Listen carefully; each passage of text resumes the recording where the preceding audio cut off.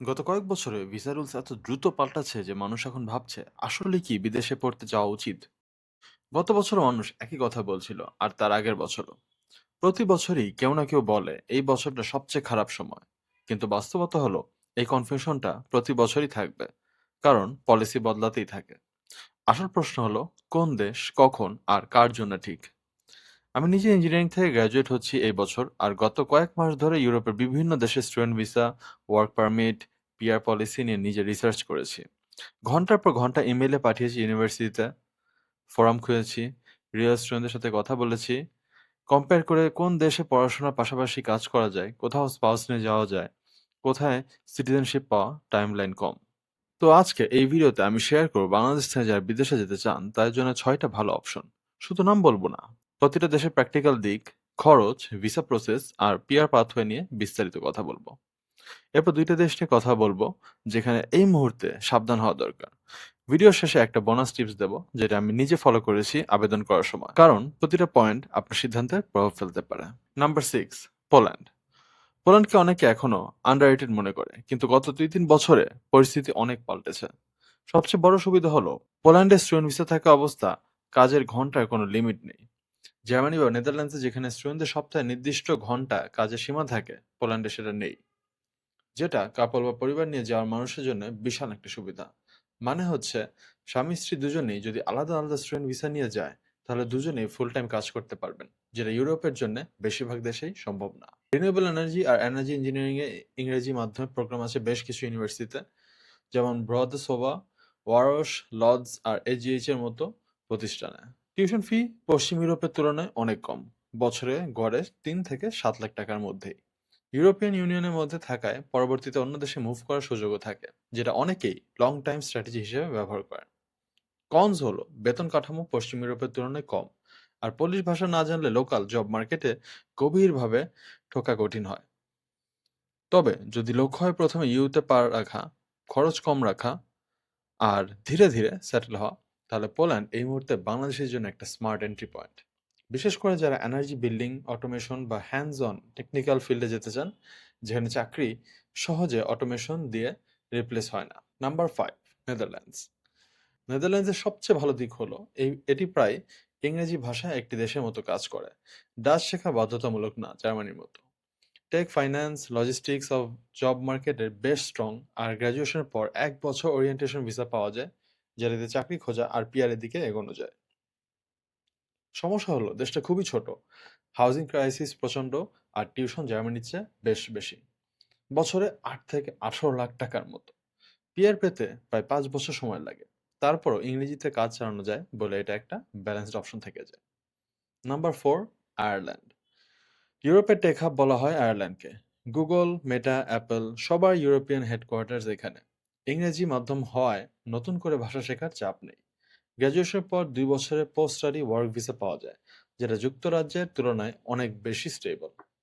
কিন্তু সমস্যা হলো হাউজিং ক্রাইসিস। ডাবলিনে থাকার খরচ অনেক বেশি। এক রুমে ভাড়াই আসে প্রায় মাসে 1.5 থেকে 2 লাখ টাকা। ভালো ইউনিভার্সিটির সংখ্যাও সীমিত, মাত্র 2-3টা নাম সবাই চেনে। টেক বা ফাইন্যান্স ছাড়া অন্য সেক্টরে জব মার্কেট ছোট, তাই টেক ক্যারিয়ারের জন্য পারফেক্ট, কিন্তু অন্য ফিল্ডের জন্য প্রথম চয়েস না। Number 3, Australia.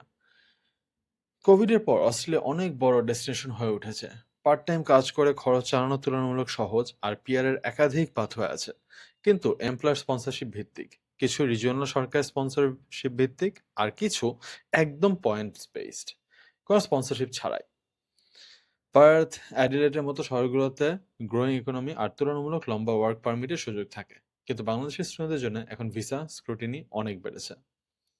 জেনুইন স্টুডেন্ট টেস্টে ফাইন্যান্সিয়াল ব্যাকগ্রাউন্ড, আগের ভ্রমণ ইতিহাস, ভিসা ফ্রড হিস্ট্রি দেখে ফেরার ইন্টেনশন সবকিছু গভীরভাবে যাচাই করা হয়। রিজেকশন রেট অনেক বেশি, 4 জনের 1জনের মতো রিজেক্ট হচ্ছেন এমন অভিযোগও শোনা যাচ্ছে।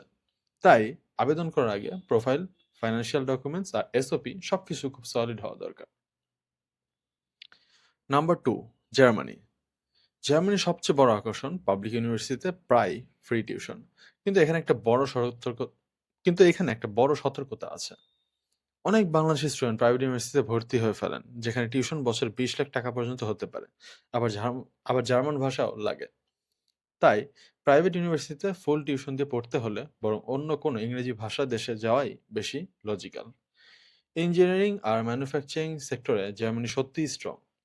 অটোমোবাইল, মেকানিক্সের জন্য একটা অন্যতম সেরা জায়গা। 18 মাসের জব সার্চ ভিসা পাওয়া যায় আর ব্লু কার্ডের মাধ্যমে পিআরের পাত্র পরিষ্কার। কিন্তু জার্মান ভাষা ভালোভাবে না জানলে, মানে প্রায় প্রফেশনাল লেভেল না জানলে কলিগদের সাথে কমিউনিকেট করাই কঠিন হয়ে যায়। ফলে জব পাওয়াও কঠিন হয়ে যায়। ট্যাক্স রেটও অনেক বেশি। ৪৫ থেকে ৫০% পর্যন্ত এটা চলে যেতে পারে।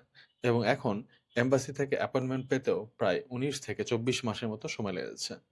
এসব কিছু মিলে জার্মানি একটা ভালো বাজেট ফ্রেন্ডলি স্টার্টিং পয়েন্ট হতে পারে, কিন্তু জার্মানিতে যাওয়াটাই এখন একটা কঠিন। নাম্বার 1, যুক্তরাষ্ট্র, তবে শর্ত সাপেক্ষে। টেক, ফাইন্যান্স, বিজনেসের জন্য যুক্তরাষ্ট্র এখনও ধারে কাছে কেউ নেই।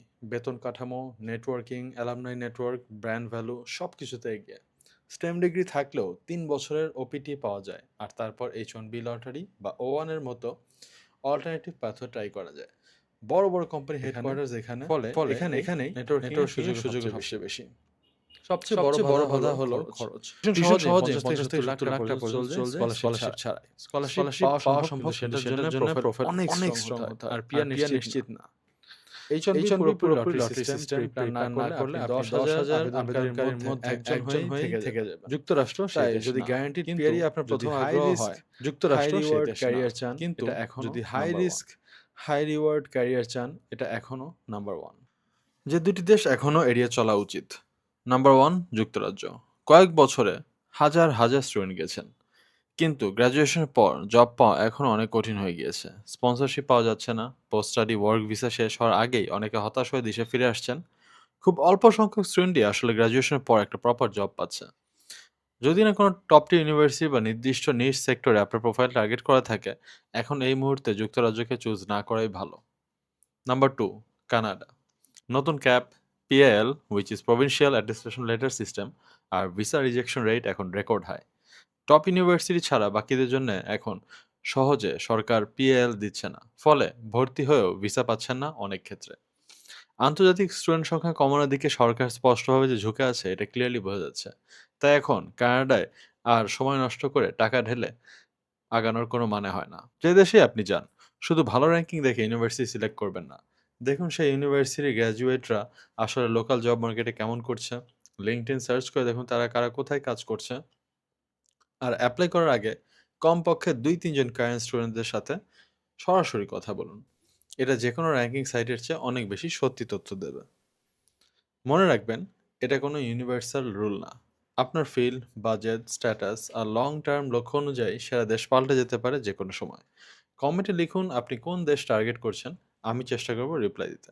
চ্যানেলটা সাবস্ক্রাইব করে রাখুন, কারণ সামনে প্রতিটা দেশ নিয়ে আলাদা ডিটেইলড ভিডিও আসছে, অ্যাপ্লিকেশন প্রসেস, এসওপি লেখা আর ভিসা ইন্টারভিউ প্রিপারেশন নিয়ে। ভালো থাকবেন, দেখা হবে পরের ভিডিওতে।